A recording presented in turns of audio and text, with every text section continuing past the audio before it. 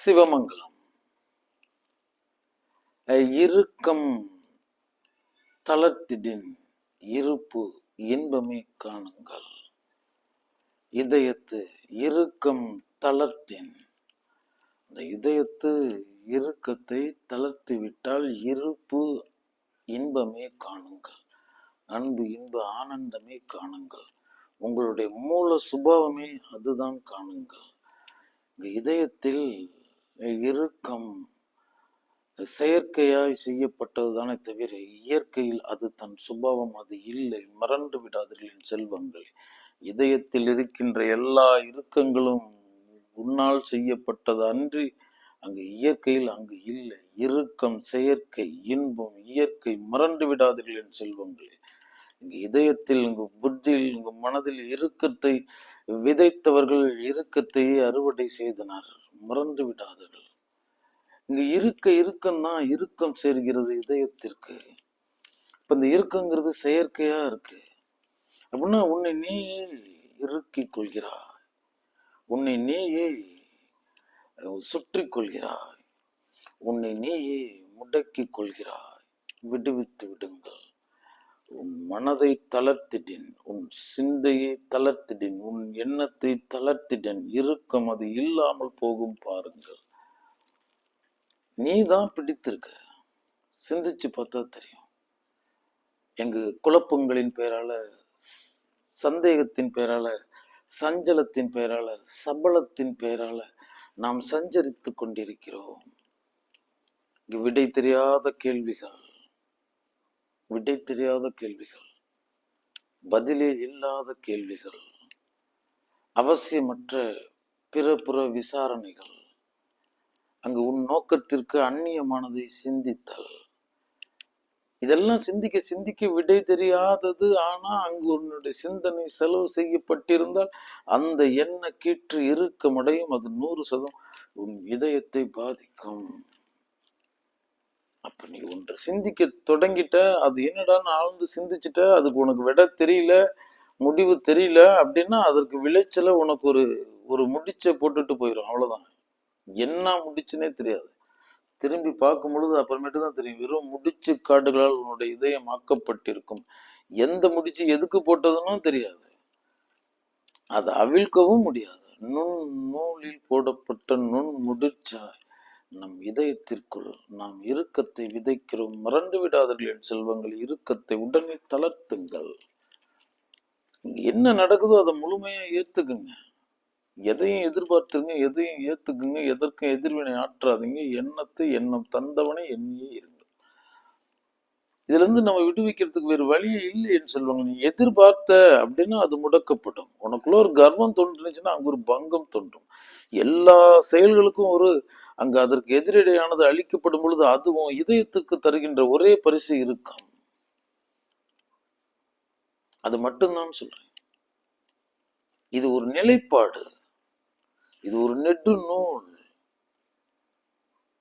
ஆமா, இந்த நடுக்கடல்ல மீன் பிடிக்கிற நம் உறவுகள் மீனவர்கள் அந்த பெரிய வலை போட்டிருப்பாங்க, அந்த பெரிய கயிறு போட்டிருப்பாங்க. அந்த கயிறு சுத்துறது பார்த்தீங்கன்னா கச்சிதமா சுத்துவாங்க. நீண்ட கயிறு தான். எந்த இடத்துலயும் சிக்கல் விழுந்துடக்கூடாது அப்படின்னு பொறுமையா நிதானமா எந்த விதமான இடர்பாடுகளும் இல்லாம கச்சிதமா சுத்துவாங்க. ஏன்னா அப்பதான் விடுவிக்க முடியும். நம்ம என்ன பண்றோம்னா அள்ளி போட்டுறோம். முடிஞ்சிருச்சு. செயலை இயல் கடமையை மறக்கிறோம். உரிமையை மறக்கிறோம்.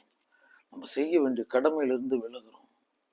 ஏதாவது எளிதில கிட்டிராது. எப்படி எளிதில கிட்டும்? எளிதில கிட்டணும்னா எதை வேணாலும் செய்யற மாதிரி இருக்கும்.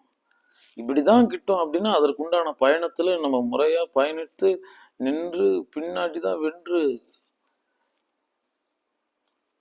நிற்க முடியும். அப்ப இந்த இறுக்கத்தை நம்ம செயற்கையா தந்தது என் செல்வங்களே. தேவையில்லாதது. நீ உடலை தீவிரமா பிடிச்சுக்குவ, உடலை அதி தீவிரமா ஆழ்ந்து போயிடுவ. முடிஞ்சிருச்சு.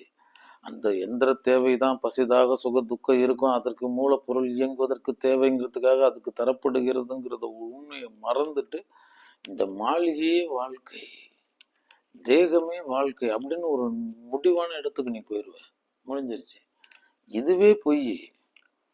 இதுக்கு இதனுடைய பந்துக்கள், இரத்த பந்தம், இரத்த பந்துக்கள், சொந்த பந்தங்கள், இன்னும் இன்னும் நிறைய நிறைய இப்படியெல்லாம் நம்ம எல்லாம் இழுத்து வச்சுக்கிட்டு நம்மை நாமே பலகீன காடை ஆக்கி வச்சிருக்கோங்கிறது சத்தியமான உண்மை.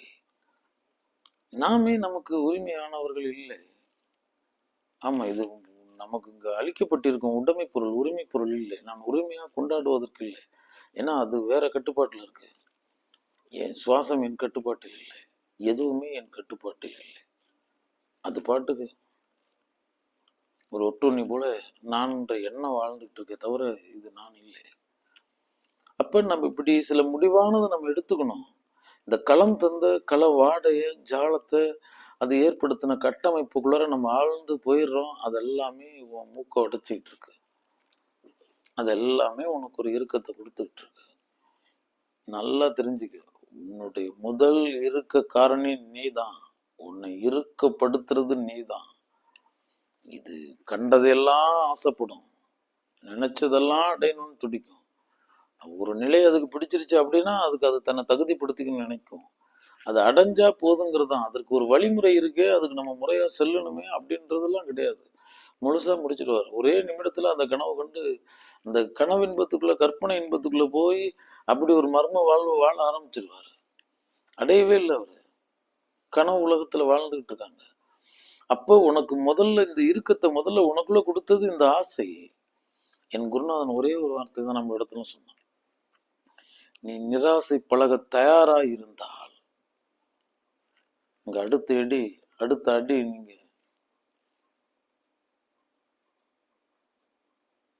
உள் வரலாம். அதான் கூறினார். நிராசை பழக தயாரா இருக்கியா? நிராசை நீ பழக தயாரா இல்லைன்னா நீ எந்த விதத்திலும் நீ உன்னை மீட்டு விடவே முடியாது. நீ ஆசைப்படுறதுக்கு ஒண்ணுமே இல்லை என் செல்வங்களே. எல்லாமே இந்த இருக்க காடு எல்லாம் ஆசையில வந்தது. இயல்பாவே நம்ம ஒரு மயக்கத்துல நற்றவா உன்னை நான் மறைக்கணும் சொல்லு நான் நமசிவாயவேங்கிற மாதிரி இவன் மறந்தும் ஆசை வசப்பட்டுருவான். அவன் பாட்டுக்கு ஒரு கனவுக்குள்ள போயிடுவான். அடிப்படை தகுதியே இருக்காது, எங்கேயோ கொண்டுட்டு போய் அந்த கற்பனை இன்பத்துல வாழத் தொடங்கிடுவான். என் செல்வங்களே, நிராசையில் நிற்க பழகுங்கள். நிராசையை விட இறுக்கம் அகற்றும் அங்குசம் ஒன்று இல்லை, மறந்து விடாதீர்கள் என் செல்வங்களே. என் இறுக்கத்தை அகற்றணும் அப்படின்னா அதெல்லாம் முறியடிக்கப்பட்ட ஆசைகளினுடைய தொகுப்பு உன் இதயத்தில் இருக்க காடாக்கினது. அவ்வளவுதான். நிராசையில் நிலை. அது ஒரு வெற்று நிலை, அது ஒரு வறட்டு நிலை. ஆமா, நீ அது குத்திட்டு நீ நின்னுட்டினா அங்க ஒரு ஞானாக்னி தோன்றும். இருக்கும் எல்லா முடிச்சுகளும் எரித்து சாம்பலாக்கப்பட்டு கடலில் கரைக்கப்படும், காற்றில் ஊதி மறைக்கப்படும். இதானே உண்மை. நீ என்ன நினைச்சுக்கிட்டு இருக்க குமரா? இதெல்லாம் உன்னை தொடர்ந்து வரும்னு நினைக்கிறியா? ஒரு கணத்தில் நீ வந்தாய், ஒரு கணத்தில் வாழ்கிறாய், ஒரு கணத்தில் செல்வாய். நீ யாரை நம்பி இந்த களத்துக்கு வரவே கிடையாது. இதெல்லாம் செயற்கையாக தரப்பட்ட உறவுகள், இந்த களத்திற்காக வைக்கப்பட்டிருக்கும் கதாபாத்திரங்கள். இவ்வளவுதான். இதற்கு மேல இதை சொல்றதுக்கு வேற ஒண்ணுமே கிடையாது. நீ மேடையை பிடிச்சிட்டு, மேடையில உனக்கு கொடுத்த அந்த கதாபாத்திரத்தை பிடிச்சிட்டு, அந்த கதாபாத்திரத்தினுடைய பந்தங்களை பிடிச்சிக்கிட்டு அந்த மேடையில நீ நின்று அதன்பால் நீ ஆழ்ந்து வாழ தொடங்கி விட்டால் மேடை இறங்கும் பொழுது உன்னுடைய அலங்காரத்தை கலைச்சிருவாங்க. அந்தந்த கதாபாத்திரம் அதது வீடு போய் சேரும். அதுக்கு முன்னாடி வழங்கப்பட்ட அந்த அங்கீகாரங்கள் மறுக்கப்படும், பறிக்கப்படும், மறக்கடிக்கப்படும். ஆனா நீ கீழே இறங்கி வெற்றாய் திரிவாய். அப்ப அதெல்லாமே பொய் தானே, அதெல்லாம் நிஜம்தானே. நான் அதெல்லாம் நினைச்சுதானே வாழ்ந்துட்டேன். இப்ப நீ ஏற்று இருக்க கதாபாத்திரம் கூட அப்படிதான். சும்மா அப்படியே அதெல்லாம் உறுதின்னு நினைச்சு வாழ்ந்துகிட்டு இருக்காதீங்க.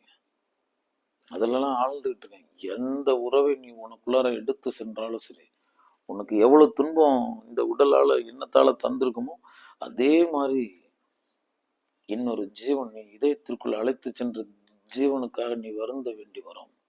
சத்தியம் சொல்கிறேன். அப்ப அதெல்லாம் நாங்க உங்களை வெறுக்க சொல்லவில்லை. மறந்து விடாதீர்கள். உங்கள் கடமையை கச்சிதமா செய்யுங்க. அவங்களுக்கு ஒரு மெய் அறிவை கூட்டி விடுங்கள். இந்த கலை யதார்த்தத்தை சொல்லித்தாங்க. வலின்னா என்னன்னு சொல்லித்தாங்க. காயம்னா என்னன்னு சொல்லித்தாங்க. கசந்ததுன்னா என்னன்னு சொல்லி கொடுங்க. காத்திருப்புனா என்னன்னு சொல்லி கொடுங்க. புழுக்கம் பழகுறதுன்னா எப்படின்னு சொல்லி கொடுங்க. ஏமாற்றம்னா அதனோட உண்மையான தன்மை என்னன்னு சொல்லி கொடுங்க. இதெல்லாம் அப்படி செஞ்சுதான் அவங்களுக்கு உணர்த்த முடியும். ஏன்னா இந்த உலகம் அவனை ஏமாத்த போகுது, இந்த உலகம் அவனை முறியடிக்க போகுது, இந்த உலகம் வன் சொல் பேசும், நேரடியா எதிரானது செய்யும், துரோகத்தை செய்யும். 100% நேரடியாவே களத்துல எந்த தீவிரமான செயல்களையும் விபரீத செயல்களையும் செய்திருவாங்க. இங்க இதுதானே இருக்கு. போர்க்களத்துல என்னென்ன அங்க ஆயுதங்கள் இருக்கு, என்னென்ன போர் பயிற்சி முறைகள் இருக்கோ அதுதான் தர முடியும். அங்க போர் பயிற்சியில வேல் பயிற்சி இருக்கு, அது கொடுங்க. கதை பயிற்சி இருக்கு, அதை கொடுங்க. வாள் பயிற்சி இருக்கு, அதை கொடுங்க. உங்க வில் அம்பு பயிற்சி இருக்கு, அதை கொடுங்க. இன்னும் போல என்ன இருக்கோ அது மாதிரி கொடுங்க. அதானே நம்ம போர்க்களத்துக்கு இங்கு போறதுக்கு அடிப்படை தகுதிங்கிறது அதை கத்துக்கிட்டு போறது தானே. அப்ப இந்த வாழ்க்கையில இதை தவிர வேற ஒண்ணுமே இல்லையே. நம்ம என்னத்தை சொல்லி கொடுக்குறோம் நம்ம பிள்ளைங்களுக்கு? மன முறியடிப்புனா என்னன்னு சொல்லி கொடுத்துருக்கீங்களா? காத்திருப்புனா என்னன்னு சொல்லி கொடுத்துருக்கீங்களா? கசந்ததை உண்டு பழகுங்கிறத சொல்லி கொடுத்துருக்கீங்களா? புழுக்கம் பழகுங்கிறத சொல்லி கொடுத்துருக்கீங்களா? காத்திருக்க பழகுங்கள்னு சொல்லி கொடுத்துருக்கீங்களா? ஏமாற்றத்தை எந்த விதமான சலனமும் இல்லாம ஏத்துக்கணும்னு சொல்லி கொடுத்துருக்கீங்களா? நீ பசி பட்டினி அப்படின்றத சொல்லி கொடுத்துருக்கீங்களா? அது ஒரு மாய மருந்துன்னு சொல்லி கொடுத்துருக்கீங்களா? நீராகாரம் உன்னுடைய மூல உணவு முதல் உணவுன்னு சொல்லி கொடுத்துருக்கீங்களா?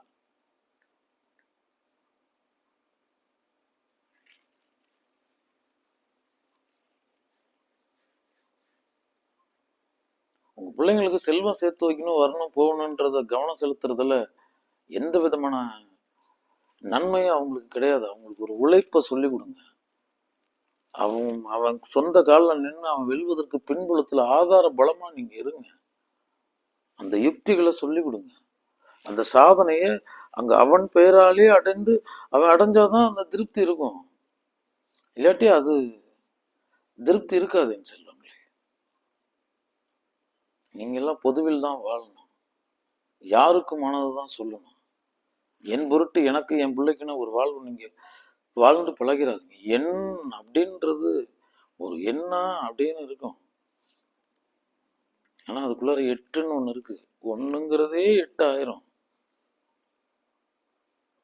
அப்ப அந்த எண்ணங்களை தவிர்த்துருங்க. அதெல்லாம் எடுத்து ஒரு ஓரமா வைங்க. நியாயம், சத்தியம், தர்மத்தை சொல்லி கொடுங்க. அதெல்லாம் எந்த காலத்துல இருக்குங்க? நீங்க பாட்டுக்கு ஏதோ பேசிக்கிட்டு இருக்கீங்க. எந்த காலத்துலயும் இல்லை. அதே காலம், அதே களம், அதே மரணம், அதே ஜனனம், அதே துன்பம், அதே தோல்வி, அதே மன முறியடிப்பு, அதே இந்த ஏமாற்றப்பட்ட ஜீவன்கள், அதே போல ஏந்தி தெரியும் கேட்பாரற்ற கோழையாய் ஓலை குடிசிக்கல் ஏழைகள். இதை தவிர நம்ம இங்க வேற என்னத்தை செஞ்சு வச்சிருக்கோம்? நான் அகில மொத்தத்தையும் தான் சொல்றேன். அதெல்லாம் கண்டு வருந்துறவங்க இருந்திருக்காங்களா? அதுக்கான ஆக்கப்பூர்வமா தன்னை விதைச்சு இங்க இல்லாம போக்கணும்னு யாராவது நினைச்சிருக்காங்களா? இல்லை என்பது இல்லை. எங்கும் சமநிலை, எதிலும் நடுநிலை. இது ஒரு சகஜாத்ம பீடம், இது ஒரு சமாத்ம பீடம். இங்க பெரியவர் சிறியவர் இல்லை, எல்லாருமே சமாத்மம் அப்படின்னு உணர்த்திருக்கோமா? மனதை சந்தை கிடையாக்கி விட்டோம். ஆமா, மனதை அரசியல் அங்காடி ஆக்கி விட்டோம். சத்திய தர்மத்தை புறந்தள்ள தொடங்கிட்டோம். எல்லை இல்லாத ஆசையும் அதிர்ஷ்டத்தையும் நம்புகிற கூட்டம் வாழ்கின்ற மேடை குமரா. இது இன்னும் அதிர்ஷ்டத்தை நம்பிக்கிட்டு இருக்காங்க குமரா. சொல்லுக்குள்ளாரையே அது இஷ்டம், அது இஷ்டப்படும் போது இஷ்டப்பட்டுக்கிட்டோம். நான் எப்பொழுதும் கஷ்டத்தை இஷ்டமா ஏத்து செயல்பட்டுக்கிட்டு இருக்கேன்னு நம்ம பாட்டுக்கு கஷ்டமே என் கடமைடான்னு போய்கிட்டு இருக்கிறத தவிர இங்க வேற என்ன குமரா இருக்கு? வந்தா மட்டும் நீ என்ன உண்டு விட போகிற? அதேதான், அளவு தானே. அளவு தானே வளம், வளம் அளவு தானே பொது நலம். இந்த ஒரு அடிப்படை உண்மையை உணராம நான் என்னுடைய பெரிய கேட்டான் பாட்டுக்கு அது ஒரு 7000 தலைமுறைக்கு அப்படின்னு இது பெருமை வேற. இது ஒரு பறவைகள் கூடு. இந்த பறவைகளை பாருங்கள், அது வாழ மட்டும் வந்திருக்கும். இனப்பெருக்கத்தின் வேளையில் ஒரு அழகிய கோடு முடிந்தது. 2 பறவைகளை தந்தது, கூட்டை மறந்தது, என்றும் சர்வ சுதந்திரமாக ஒரு இன்பம் தூக்கிறதுக்கு உண்டான ஒரு வாழ்வன் இருக்கு. அன்பு இன்பு ஆனந்தத்தை தூக்கிற ஒரு வாழ்வுன்னு ஒண்ணு இருக்கு. நீ அடைய வேண்டிய நிம்மதின்னு ஒண்ணு இருக்கு. ஒரு அறிந்த அடங்குறதுன்னு ஒரு மாபெரும் ஒரு விடுதலை உனக்குள்ளார இருக்கு. இதெல்லாம் இல்லாம எதையோ சிந்திச்சுட்டு நான் நல்லதுதான் சொன்னேன், அவன் புரிஞ்சுக்கவே இல்லை, உங்களுக்கு நல்லதுதான் செஞ்சேன், புரிஞ்சுக்கவே இல்லை. இதெல்லாம் ஏன் அவன் புரிஞ்சுக்கணும்? அதெல்லாம் அவன் புரிஞ்சுக்க மாட்டான். நீ உன்னை புரிஞ்சுக்கிட்டியா? நம்பிதானே படிச்ச, உளுந்தெல்லாம் படிச்ச, அங்க இருளை பகலாக்கில படித்த, காலையில கச்சிதமா அதே கேள்வி கச்சிதமா எப்பொழுதும் போல மறந்துட்டு அங்க வந்து நின்றுட்டு இருக்கவன் என்ன காரணம்? நானே எனக்கு நம்பிக்கைக்குரியவன் இல்லைன்னு சொல்றேன். இப்ப நான் என்னுடைய புத்தியினுடைய பேச்சு, இந்த மனசும் இந்த உடலாதிகளும் இந்திரியாதிகளும் இதெல்லாம் புலனாதிகளும் கேட்காதுங்கிறது தானே சத்தியமான உண்மை. இப்படி நானே எனக்கு எதிராக இருக்கும்போது, நானே எனக்கு எதிராக செயல்படும் போது அவன் எப்படி செய்வான்? எப்படி நான் எதிர்பார்க்க முடியும்? அது தனி வீடு, தனி கடை, தனி அதிகாரி, தனி மனம், தனி குணம், தனி சொல், தனி செயல், தனி கை ரேகை, அங்கு எல்லாமே தனித்தனி தானே. இது எப்படி நான் வயப்படுத்த முடியும்? இப்படியே இப்ப இருக்க காடாக்கிக்கிட்டவன் வெகு கோடி பேர். அதெல்லாம் ஒண்ணுமே கிடையாது. நானே எனக்கு உடம்புட முடியாத சூழ்நிலையில நான் இருக்கேன்.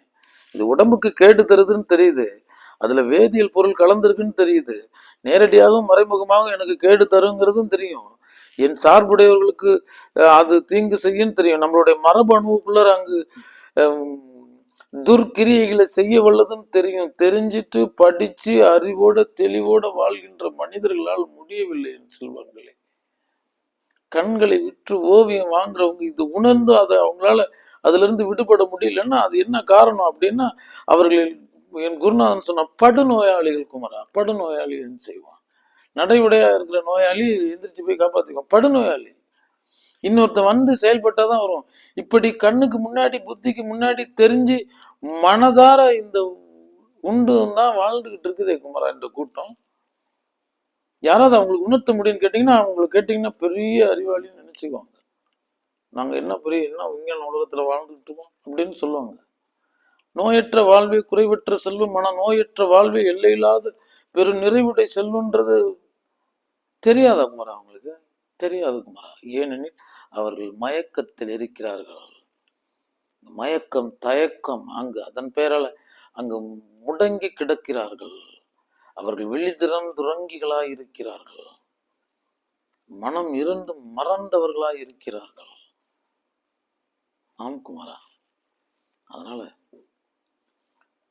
நான் தான் என் இறுக்கத்தை தளர்த்தணும், நான் தான் என் தேடலை நிறுத்தணும், நான் தான் என் கேள்வியை நிறுத்தணும், நான் தான் என் குழப்பத்தை நிறுத்தணும், நான் தான் என் சந்தேகத்தை நிறுத்தணும், நான் தான் என் சஞ்சலத்தை நிறுத்தணும், நான் தான் என் சச்சரவுகளை நீக்கணும். இதெல்லாம் நடக்கிறது நடந்தே தானே தீரும். அவன்லாம் எதிர்பார்த்து நான் செய்ய மாட்டேங்கும் போது அவன் செய்யறான்னு எதிர்பார்க்கிறது நம்மளுடைய மிகப்பெரிய இருக்க மூலம் இல்லையா? நடக்க வேண்டியது நடந்தே தீரும். எல்லாமே ஒன்றின் பெயரால் நிகழ்ந்து கொண்டிருக்கிறது. நான் இங்கு வேண்டி வரவில்லை, எவன் விருப்பத்தின் பெயராலும் நான் இங்கு வந்திருக்கிறேன். எனக்கு இங்கு ஒரு இருப்பு இருக்கு, என்னை கேட்டு அதை எடுத்து செல்லாது. அதுவே விதைத்தது அதுவே எடுத்து செல்லும். இந்த ஒரே விதியில் தான் எந்த ஜீவனும் படைக்கப்படுகிறது. அவ்வளவுதான். தண்ணிக்குள்ள போட்டா நீந்து, எடுத்து மேல போட்டா செவனேன்னு கேட்ட இந்த வையகத்துல நீ ஆழ்ந்து மனம் தாழ்ந்து வாழ்ந்து பழகு.